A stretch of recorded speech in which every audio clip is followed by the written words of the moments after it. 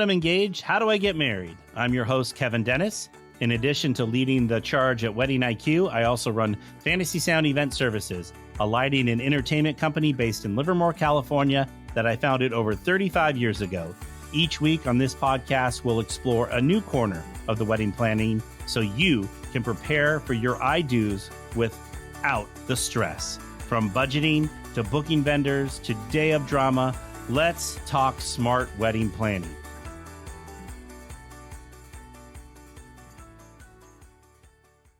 All right, folks, welcome to another episode of Now That I'm Engaged, How Do I Get Married?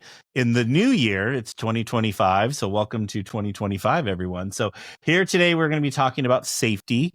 And when it comes to safety, there's nobody smarter or better than Maggie from the Lighthouse at Glen Cove Marina. Because Maggie, I think I'm going to stop right there, and then I'm going to let you tell us, how did you get to where you are today? Because I think your story is amazing. Well, you know, as with everybody, it's a process, right? It's a journey. I think the first time I really got into like safety, for instance, was when I was working for Paramount Pictures and facility operations in LA, and we had the 94 Northridge earthquake, which was, you know, compared to the 89 Bay Area one, that was the next biggest one. And Paramount Pictures put us through an 8-week course with the LA Fire Department or community response team, if you will. So that's kind of where I started with that whole safety thing. And I'm like, this is kind of an important aspect that people don't really realize because everybody panics, right? And then I worked for CBS and marketing and, you know, all that fun stuff and television, and then came up to the Bay Area because LA is, you know, LA. Sometimes it's fine, you know. It's you know, it runs its course. And then up here in the Bay Area doing events and everything pretty much since 2000, and working at a gym where I did safety, first aid, you know, CPR, AED, all of that stuff, and just kind of incorporated that into everything I did because a lot of times, you know, event safety is kind of overlooked, and with workers' comp and everything, which is part of what companies need to deal with, it's a thing that often gets overlooked. And certainly from a client side, they're not thinking about safety for their wedding, right? Because that's not really, you know, it's not warm and fuzzy and it's not glamorous, but it's important. Yeah, I agree. And it's the last thing that they're thinking about because they're planning their wedding day and they're thinking about a fun party. And, you know, the last thing is oops, what if something happens? So. Yeah, so managing the San Francisco Film Center in 2016 through COVID, and then here now at the Lighthouse Glen Cove Marina, you know, that's I'm rounding out almost 10 years in specific venue management. I did do the Arts Center while I was with Glasson and Catering, so about 10 plus years for property venue management and incorporating that safety aspect into event management. Well, and you forgot the most important part of your history is that we did Let's Talk Safety through the entire COVID, Maggie, myself, and Laura. So the three of us, Laura and I were just your arm candy and your backup singers, but it was really, you were the star of the show that really helped get all of us through COVID because, you know, no one knew what was going on and the numbers, and we talked all kinds of good stuff. And then we started talking about event safety and all kinds of stuff, safety in your workplace. And I think you took away a really critical one about emergency exits. I did. Yes. It's funny. Yes. Because that's the first thing I look at because I travel a lot and I never in a million years thought about an emergency exit, especially when you're in like the airport or anything. And now that's the one thing I always look at all the time. Right. Yeah. And whatever entrance you come in isn't necessarily the entrance you're going to get out of. But if you're not aware, you're in panic mode. And that's when we see horrible things that happen with, you know, not just weddings, but just events in general. So, yeah. Yeah. Was that kind of like an auto thing that you do? Like any new space you walk into, like event center, venue, you're kind of just searching for that emergency exit? Anything. Yep. In fact, that was one of the things when I moved up here, I worked for AOL and I did another safety training through them. And the paramedic, the first thing he said was, you take up to 30 seconds, but it doesn't take long.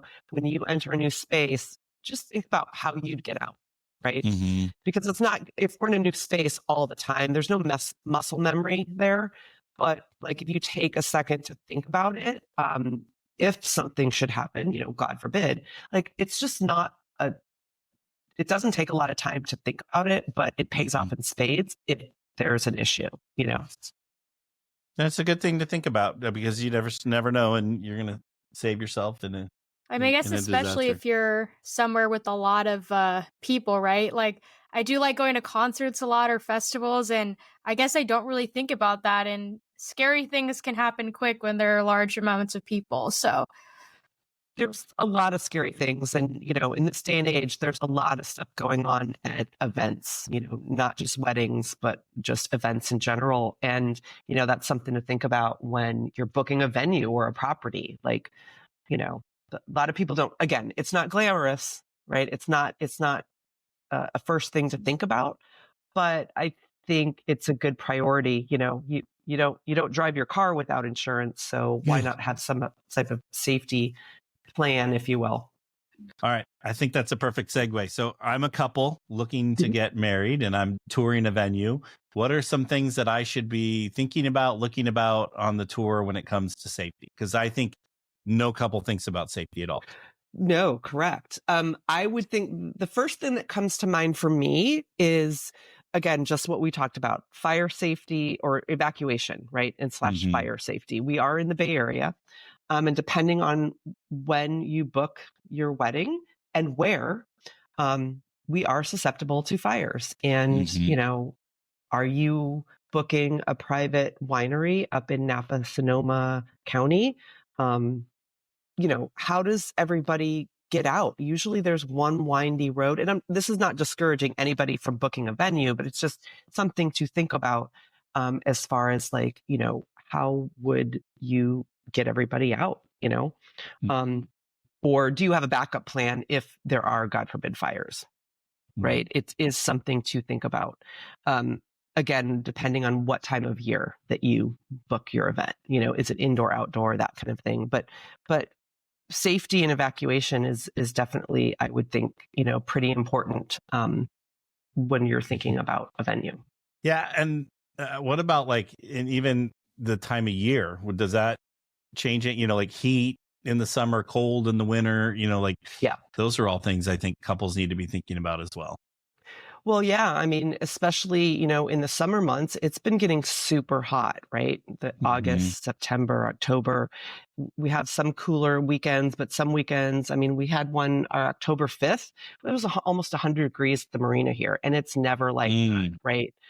But I mean, does your caterer, whoever's handling your food and beverage, I require water stations. It's just, it's a given. You always have to have a water station, right? Not only for the staff, but like for your guests, right? As they're arriving, because theoretically, nobody's having anything till after the ceremony per se, unless you do like a welcome champagne wall. And then it's like, all right, now we're serving alcohol in the heat, with no food until after the ceremony, which hopefully starts on time, but those are all very important things to think about that, again, a couple is that's not in their wheelhouse. They're thinking about, the pretty and the family and, all of that, and like logistics and safety is kind of on the back end. And that's something that when you go to a venue or a property, you might want to ask, like, what kind of staffing do you have? Like, some venues, it's just like a venue representative that unlocks the door and locks it at the end, right? And then you're on your own, kind of. Yeah. Kind of scary. Right? Like, you don't know, like, if there's not somebody on site to answer questions or help guide, maybe elderly people. I mean, that's one of the things we really curate when we're, working with our couples here is like, how many elderly people are you expecting? We don't need to know people's health histories or anything, because of HIPAA, but like, how many handicap, adults do you have? Like, and you need to be aware of people that are elderly in the heat. Is there enough shade for them? Do we need to get some umbrellas? Do we need fans? Do we need to make sure they can be able to go inside for the AC? And that's another thing also that couples should think about, is what type of, AC or heat do they have? Some of the barns and things like that, don't have AC, right? You can rent stuff. There's a lot of things if you plan ahead, you can mitigate. But it's certainly, I mean, if I'm a couple, I'm not thinking about that, right? You're thinking, oh, I want this, the drapery and the lights and all the fun stuff that Kevin's team does, right? But what about the temperature, Unless you're in a hotel, and that's different, right? So it really kind of depends. Again, lots of things to think about. Venues, there are no venues created equal. They're all different. Yeah, that's definitely a lot. I feel like as a couple, when you're touring, trying to keep all of those things in mind. But how do you feel like as a venue, you kind of keep couples at ease in that area? I just wanted to ask too, I'm sure the staff plays a huge role the day of when it comes to safety. So your staff at the Lighthouse, or, if you have any other kind of information on other venues, how do you think staff are trained to handle like medical situations or safety situations, security situations on the day of the event? Yeah, that's a great question. And again, not something that couples are thinking about firsthand. I usually broach the subject on our tours. It's kind of like we kind of here want to create sort of added value for people. Even if they don't book with us, I just feel like we have the knowledge. Let's give it to people. We want everybody to have a successful wedding or event wherever it is, right? And so I sort of put at the forefront, like, hey, we think about safety here. Like, again, if it's hot out, like, do we have enough water for everybody? Or the caterer have a water station, like 2 water stations? Are there umbrellas? Are those types of things? Security wise, we always have a security guard on hand, and it's more of just like to be helpful and guide people of, okay, this is where you go, that kind of thing, because we're a private property and we're kind of closed off once we have events. But any type of venue, like, how are they, if you're at a hotel or a golf course or something that's a little more public, like, how are they keeping other people out of your event? And then as far as the safety aspect, is there a safety kit on hand, a first aid kit? Is there an AED? Are your staff trained in, CPR, that kind of thing? A lot of times people are these days, and I wouldn't say that's like a first question to ask, but, if you're at a private property, maybe up in Napa or Sonoma, and there's some beautiful properties, and maybe it's like a private home or something, if you're working with a planner, they really need to think about safety, right? Like, does the house have a first aid kit? Do they have an AED? Probably not. But like, if you had to call 911, where's the nearest hospital? Like, again, and it may be a little overwhelming for couples, but that's kind of where we sort of gear them toward, you should really hire a planner. Well, it's their job to think about all those things. And a lot of people think having a wedding at home is going to save them money and it's going to be a whole lot easier, but it ends up being a whole lot more work and it costs a whole lot more money because you're having to bring in things that that a lot of these venues already have on site, and, and just like tables, chairs, and, bathrooms, right? Yeah. Bathrooms. You want people traipsing through your house, probably not, No. Lighting at night, right? Oh yeah. That's a big a lot of thing. Times. Yeah. When we do stuff at homes, we're just setting up like market lights or somewhere just more for safety, or up lights it's more safety than it is aesthetic for some things when we're at the house. I mean, illuminating paths, I'm sure, at nighttime too, especially if it's the end of the event, people are walking back to their cars. Maybe the parking lot isn't well lit. I mean, that's definitely a big safety issue. Well, again, and when you're on those, a lot of private venues or, vineyards or things like that, they don't have a lot of ambient light out there. We have a lot of light here at the Lighthouse. We have market lights. We have lighting in the parking lot. We have deck lighting.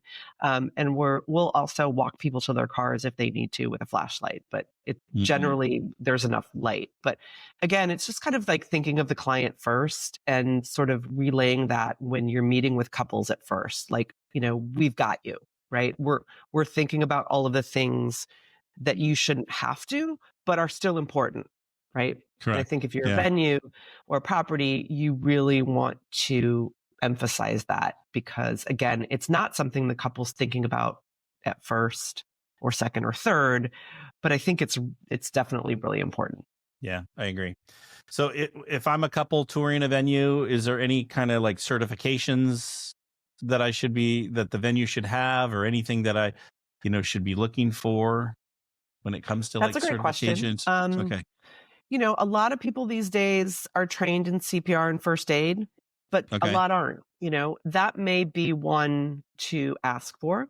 I'm certified in it, have been for years, actually teach it, but not every venue is. But some of the bigger venues, like a museum venue or things like that, they do tend to require that from their staff. But this day and age, as we're coming out of COVID and everybody's like getting back to parties and everything, there's a lot of contract work. And so, maybe not everybody is trained, but is somebody trained? Or more importantly, do you know how to respond to an emergency, right? Like basically call 911 immediately. Engage that, emergency response medical team, which is really hard sometimes to do if it's a wedding, because you're like, well, I don't really want to, disrupt, a wedding or whatever, but it may be necessary. And there's a way to sort of mitigate, and maybe sometimes not even the couple doesn't even need to know we had a couple of times we had to do it this year. And, one time the couple didn't really even know until way after the fact. There's just a way to be kind and still safe, and make sure you're putting people's safety first. Well, and Maggie, it's funny you say that too, because I used to work at a couple of venues, and unfortunately, there were times where we did have to call emergency services. But one thing that we did do to kind of avoid having the couple know what was going on is, if we ever did have to call an ambulance or the fire department, we would ask them when they arrived and they came up the driveway if they could turn their sirens off. So that way, they're still arriving, but they're not drawing a lot of attention to themselves too. Right. There's ways, make sure somebody's out there to meet them as well, right? And show them where to go, so they're just not barging in going, okay, we're here. Where do we need to go? Right. Yeah. Where's the emergency? Right. Which is one of the things that I learned in emergency response, is that, just because you call 911, they're coming in blind, so to speak. Somebody should go out and meet them and kind of give them the 411 real quick, and, just kind of mitigate things and make it as calm as possible. So in answer to your question, a long way back around, Kevin, is, what do you ask for? How is your team certified in any type of safety? Like, do they know what to do in case of an emergency, kind of thing? Right. Again, those are all things I usually offer during the tour. But it's also things that couples aren't thinking about. I was going to say, I kind of like how you bring it up during the tour, because again, like you said, it's something that most couples probably aren't thinking about, but then it also kind of puts ease in their mind too, gives them a peace of mind, like, hey, like, this is important to them. It's kind of at the forefront of their mind, and they want to make sure that I feel comfortable the day of. So I would definitely appreciate that if a venue brought that up during a tour. Yeah, I just think it's another one of the bullet points to talk about when you're showing your venue or your property. It adds value for sure. And, not every venue or property is the right fit for a couple, but it certainly puts that seed in their mind if they're looking for, whatever particular venue they're looking for, right? So. And I was going to say, one thing we did when we were doing the Let's Talk Safety back in the COVID days is we interviewed an EMT. And the one thing I would never in a million years think of having an EMT at an event, but if you had a lot of elderly or whatnot, having an EMT just there was the pricing was really reasonable. Like, I was shocked when I found out how much it cost. It was like $50 to $75 an hour, right? And if you have a 6-hour event, like that's in wedding dollars, right? That we always like to talk about. That's minimal, for like an insurance thing. Because if somebody needs an IV, for instance, heat stroke or whatever, like those things can be mitigated very like quietly, and just okay, they just need a little, IV. And then, if there's a trained professional there, then they can, assess and do something further if needed. Right. Yeah. It's well, and that's the one thing. It's like, especially back in the day, we told the story that there's a venue we work at that's like, it took the ambulance. We had an emergency. It took the ambulance over 30 minutes to get there. But thankfully, there was a lot of nurses that were guests and were able to help this guest. But, like, so if you're at a venue that is, like you were talking about earlier, not far close away. to, yeah, this is just minimal dollars to keep your guests safe in case something were to happen. So that's something for, potentially couples to think about, right? Again, I keep saying, property or winery up in Napa Sonoma, which they're all lovely, but they're ways to get there, right? Mm-hmm. Here in Glen Cove, we have a fire department, EMT. We have a senior living facility like right up the road, so our response time is really great, right? Mm-hmm. And that is one of the things they used to train us, like, be aware of what the response time is for medical attention if needed. Is it 4 minutes, like is supposed to be the national average? Doesn't always happen. Again, we have windy roads and things. To your point, a venue you worked at 30 minutes. And that might not be because they're not moving slow. That just may be the logistics of just driving there, and so that could be a thing, You do have elderly people. I mean, yeah, and the venue I was at, it's really close to the freeway, so it's not like it's far, but it's just not close to emergency services because it's kind of in between two cities in a county incorporated area. So it's not, so therefore those are not heavily populated with emergency services. So yeah, it was just, it was eye-opening, and then doing it with you in Lexoc Safety was really eye-opening. So. Well, and another thing to think about too is, not just like heat emergencies, but like food allergies. People have food allergies these days. We were just going to talk about that. Yeah. Great minds think alike. Yeah. Well, and we wanted to bring it up because, I mean, I know we're going to be heading out to Lighthouse soon for our networking event, but I haven't been there yet. So I'm not sure if you do have an in-house caterer or if you have approved outside caterers coming in, but how does the Lighthouse manage food safety during an event? Like, do you guys have like rules when it comes to food safety, dietary restrictions, allergies? How do you handle that? Great question. We do not have in-house food and beverage. So that is one reason why we have a curated preferred partners list that we request people go off of. If they do not, there is an added fee because I need to really vet them and make sure they have all their food certifications and things like that. Generally, when we book our clients, even if they're not working with a planner, like I want to see all the details. I want to see the catering menu, the contract, all of the contracts, and review them just because like I know what to look for. And it's just an added layer of looking out for the client. Not every venue may know how to do that or does that. We're just a small operation. And because I have the knowledge, it's something we just do, right? I just think it should be automatic, but I get it. It's not like a general thing that necessarily every venue would do, but because we have to be super careful because we don't have in-house food and beverage. We want to make sure that those vendors, know what they're doing, right? And food safety is one of them. Did you talk to the client about did you ask the question, do you have any guests with food allergies? Because not every couple is going to think of that first. I think it's getting more and more mainstream to ask those questions, especially here in California. Like we have a lot of gluten-free people, they're vegan, that kind of thing. And then there's the people that say they're allergic to something, but it's really, they just don't like it. Like we had somebody say they're allergic to avocados and we were all like, never heard of that one, but you don't want to dismiss it. Do you know what I mean? You don't want to judge. You don't want to do that at all.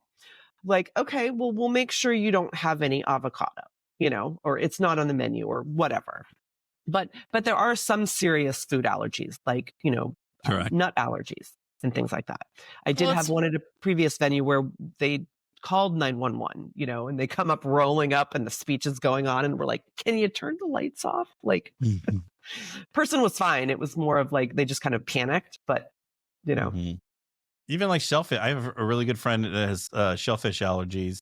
and we were at an industry event, and and he's very good about not eating anything with shellfish, but something must have got cross-contaminated because all of a sudden his throat was swelling up. Oh, shoot. So, and that's the thing, food safety, cross-contamination, that is, very important. The catering company I used to work for moved to food production, and that was the big thing. Everything between runs of certain things had to be clean, sanitized, documented, all of that stuff. And your caterers, that's not their world, right? It's different. There's food production safety, and then there's catering. They still need to have food safe certificates and stuff like that. But it just takes, not washing one thing or, we had a caterer here one time, and I was like, why don't you have gloves on when you're handling the food? Like, oh my goodness, not okay. You know what I mean? Like, I'm watching for stuff like that in the background. And again, that caterer has not been back here. you know, like, that's just not acceptable. Yeah. Well, I guess that's why it's nice having that approved list too, because you're like, these are people I can trust. I mean, obviously you're still beyond your A game, on the observation of, things like that happening. But I'm sure it kind of gives you a little bit more peace of mind too, because you're like, I don't need to babysit know these guys, I trust them. Yeah, exactly. Exactly. No, and it's funny. I thought it was so funny you brought up the whole, are you allergic to this or do you actually not like it? Because back when I worked at the venue I was at, we did have in-house catering. So there was so many times where there would be just a random ingredient. Like, and the biggest one was always onions. So I would work in the banquet team, and one of our chefs would be like, can you please go ask them if they're actually allergic to onions or if they just don't like them, because it's just cooked into so many of the sauces, and it's marinated in things. It's a flavor base. It is. So sometimes we're like, we don't have to put onions on top of it, but there will be onions like kind of mixed in. So I thought that was hilarious. Which a food allergy still ties in and goes back to an emergency response service, whether you have a medic on site or, if you have to call somebody, like, that's something to think about, and again, the couple doesn't necessarily need or want to think about that, but that's where your, tried and true vendors and properties and preferred partner teams, like, that's all where that's where all our heads should be. Right. Yeah. In addition to executing whatever our service is for the client. Right. I've also seen it at an industry event where someone didn't like what was being served, and so they said that they were vegetarian, so they didn't have to eat what was being served. So, so there's all kind, like you said, are you really allergic to it, or is there, And there's a kind way to sort of navigate that, right? Yeah. Because we know that, to your point, maybe it's really not an allergy, but if it is, we need to be paying attention to that. Correct. I also had a story once where this was just wild. I don't even know why this happened, but it was back when I was a banquet captain at the venue, and it was the end of the night, and this lady and man came up to me, and he was saying, like, oh, my girlfriend, my wife, she's having an allergic reaction because she ate the fish entree. And I was like, oh my gosh, I'm so sorry. Like, was there something in it that, caused this reaction? And he goes, yeah, she's allergic to fish. And I like, no, I know. I had to take a step back and be like, so she's allergic to fish and she ate the fish entree. And he goes, yes. And I'm like, okay, great. Like, what can we do now? So I think you're released of liability from that. Yeah. But I mean, even stuff like that, like having an EMT on site, like, even if people are just, unfortunately being stupid and doing stuff like that. And technically, a venue or a service person, you are not and should not give anybody any type of medication. Right? Oh, we were not allowed to. Like, so, right. You should not. I mean, like, I was at an event one time, and the event planner, she's like, well, I've got Benadryl or whatever. And I'm like, you can't give that to them. And she's like, well, I can put it on the counter there. And if they take it, okay, that's fine. But you theoretically, and you cannot give anybody any medication, because also in this day and age, you don't know what that pill is. Right. So, which is all the more reason that sort of is a great reason to have a EMT there, because they can administer potential medication. And there's two different levels of EMTs, but I don't think couples need to worry about that level. But yeah, it's another level that that I think people should be aware of for sure. Yeah, I agree. All right, so we're kind of getting to the end, and I kind of saved the juicy one for the end. So can you tell us, some like safety incidents or things that have happened, and how have you handled them? I think we all have stories of stuff that's happened, but what are some of your more memorable ones? Well, I'm glad you saved this for last because in this day and age, we, there's also, alcohol consumption. We need to be safe, right? All of our beverage service, everybody has to have a responsible beverage service certification here in California. I have to have it as well as the venue manager. I have one too. And you have one too. In fact, anybody who technically touches alcohol, like even like clearing a glass, is supposed to have it. That seems to be a little bit overkill, but we want to have safe alcohol consumption. Having said that, we also have another thing that people imbibe in, and those are edibles and things of that nature. And we did have to call 911 this year because an elderly person ingested an edible for the first time. And it was warm out, right? So I kind of thought it was like a heat-related emergency at first, or she didn't eat or something, but she had her head down and the people panicked at the table and thought she was not breathing, called 911. And again, mind you, I walk around the property all the time. So like literally this happened within a span of 5 minutes that I hadn't been walking by, 5-10 minutes. And they're like, yeah, we called an EMT. And I'm like, well, okay, what's wrong with this gentleman over here? And they're like, oh, that's her husband. He thought she was dead. So he started having heart palpitations, like a heart attack. And I was like, okay. So we have 2 paramedic teams potentially coming here.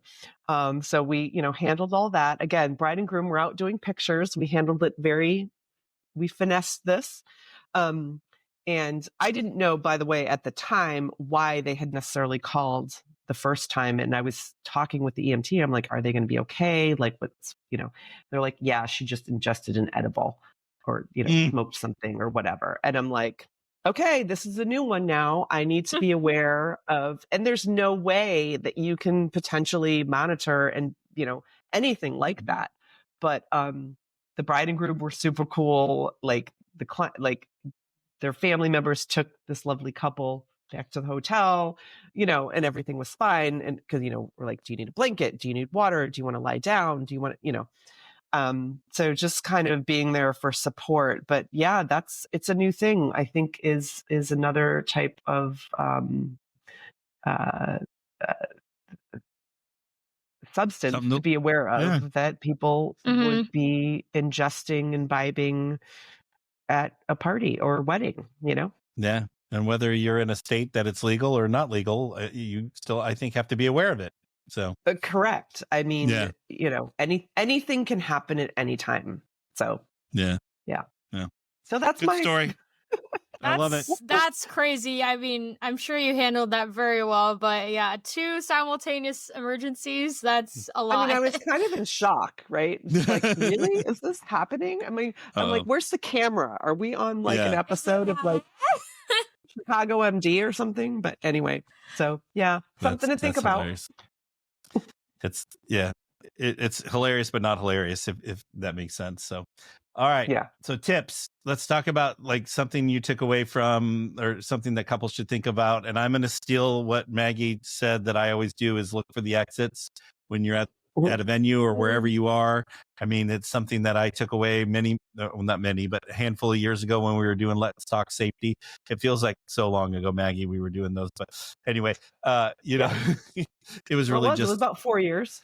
Yeah, but still, it's just, anyway, it was a time in our life that we don't want to remember. But I think just when you're either planning a wedding and you're thinking about a venue, look for the exits. And even when you're, in the airport or at a restaurant or wherever, shopping mall, figure out how to get out in case there's something that happens. So that's my tip. Okay. Anybody, you guys can go. I think my tip would be just overall safety for your guests. Like, again, can the venue handle any type of health related emergencies, either via, mitigating a heat emergency with making sure there's plenty of water on hand. Like basically, how good are they at preventing issues? Because that's one of the big things we always used to teach. Like teach CPR. I've never had to perform it, knock on wood, and I don't ever want to have to, because you want to recognize the signs before something like that happens and mitigate it. So how good is a venue or property at sort of keeping all of your guests, safe? Their safety is in, part of what they offer. Good stuff. August. Yeah. You got your last. I'm always last. I think I just took away, it's better to be safe than sorry. So like Maggie said, in terms of wedding dollars, it's really not that much more to invest in a EMT or medical professional on site, just to kind of give that extra blanket of reassurance to not just the couple, but just the guests in general. And kind of piggybacking off of what Maggie said too, considering the guests, right? So if there are a lot of guests who are elderly or maybe do have a complicated medical history, it is just kind of nice to have someone on hand that could assist with a potential emergency. Yeah. And I'm a big believer. It is couples should be planning their weddings for their guest experience and making sure the guests have the best experience possible. And that's something that I think they can add to their list, because then that enhances the guest experience as well. So, all right, Maggie, I felt like we just scratched the surface when it came to safety. So I feel like we're going to have you back another time to talk about something else. But yeah, but we would, with that said, how would someone get in contact with you, and if we wanted to have a wedding out at your place or just talk safety? Well, you can all of our pricing and all of our information is on our website, thelighthousegcm.com. This is a picture of it in its original location back in the 50s. It was put on a barge and moved here. So super fun private property. We'd love to hear from you. And again, we sort of curate and sort of help people with their experiences. If we're not the right fit, we will recommend a venue or a property that might work for you. So we're here to help. Perfect. And we'll have all that information in the show notes, so you'll be able to contact Maggie, and we'll tag all of her in Instagram and all that great stuff as well. So you'll be able to get in touch with her as well. So Maggie, thank you for being a guest. Happy New Year, everyone. And thanks for being here, guys. All right. Bye. Bye. To our listeners, thank you for tuning in to another episode of Now That I'm Engaged, How Do I Get Married podcast, brought to you by Fantasy Sound Event Services. I hope you've enjoyed listening to this episode. Please get in touch with me if you have a topic you would like us to cover, or if you are struggling with your wedding planning. Please be sure to submit a question at podcast@fantasysound.com. I encourage you to check out our other episodes on Apple, Spotify, or wherever you listen to your podcasts. And if you're a fan, we'd love if you would subscribe to the podcast and leave a review. It helps others find our podcast so they can learn from our guests too. And to everyone listening, happy wedding planning.